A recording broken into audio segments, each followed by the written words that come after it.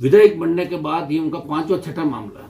पूरे परिवार ने झूठा क्लेम उठा लिया, अलग अलग पिताजी का नाम, दो दो बाप का नाम रख लिया, बेटा अलग उठा रहा है। जो किसानों का फसल बीमा क्लेम था उसको इन्होंने इसबगोल उसका उठाया, वो भी आप लोगों ने छापा। 200 करोड़ की इलीगल माइनिंग कर ली खुद की खातेदारी में, और फिर तथ्यों में छेड़खानी करके और नाम भी अपने रिश्तेदारों को उसको चेंज करने का प्रयास किया है। इलीगल माइनिंग की, बायोडीजल सरेआम ये लोग बेच रहे हैं, दूध का सारा ठेका खींव कर ले लिया। एमएलए लेड में भारी भ्रष्टाचार, पंचायत समिति में भारी भ्रष्टाचार, कोई भी काम आएगा, कोई भी ठेकेदार आएगा उसे पैसा लेना। तो भ्रष्टाचार का नंगा नाच इस विधानसभा क्षेत्र के अंदर, और मैं तो कह रहा हूँ 3 पकड़े गए जिनमें 2 बीजेपी के हैं। पूरे राजस्थान के अंदर नंगा नाच चल रहा है। और मुझे लग रहा है कि जब सोशल मीडिया पे बहुत ज्यादा वायरल हुई, उसके बाद अशोक गहलोत को चिंता हुई, और उसके बाद कांग्रेस के नेताओं को चिंता हुई।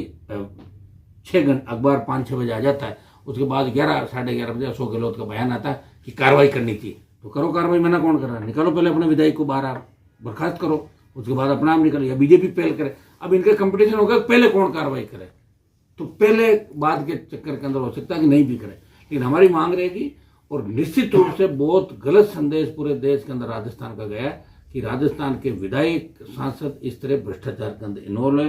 और मैं सरकार से मांग करता हूँ कि आपराधिक मुकदमा दर्ज हो, इनकी गिरफ्तारी हो, बाप बेटे की, और उधर रितु और उनके पति की, और तीसरा जो अनीता और उनके परिजनों की, जो लोग इसके अंदर इन्वॉल्व थे।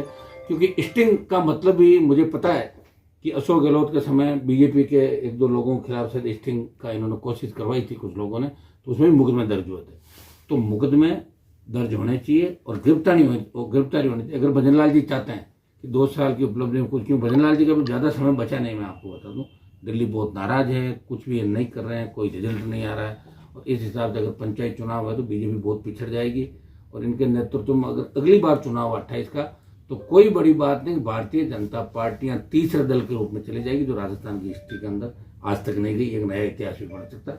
तो हमारी दोबारा से मांग है कि इन भ्रष्टाचारियों के खिलाफ ढकेल करते हैं। भ्रष्टाचार जो नीचे से लेकर ऊपर तक, हम ये कह रहे हैं कि ऊपर से अगर शुरुआत करोगे तब नीचे सुधार होगा।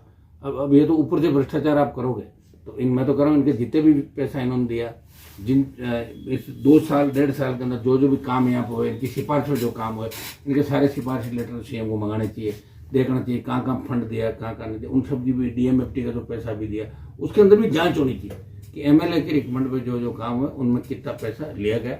निश्चित रूप से बहुत बड़ा घपला घोटाला है। और इनके बाकी भी जो बायोडीजल माइनिंग और फसल बीमा के जो मामले, उनमें भी दर्ज करके इन्होंने फार्म के अंदर भी जो तथ्य छुपाए उसकी भी जांच हम करवा रहे हैं। तो निश्चित रूप से नागौर खींवसर की बदनामी है, किसान कौम की बदनामी है, और हम सब की है बहुत बड़ी बदनामी आज इस वायरल वीडियो के बाद।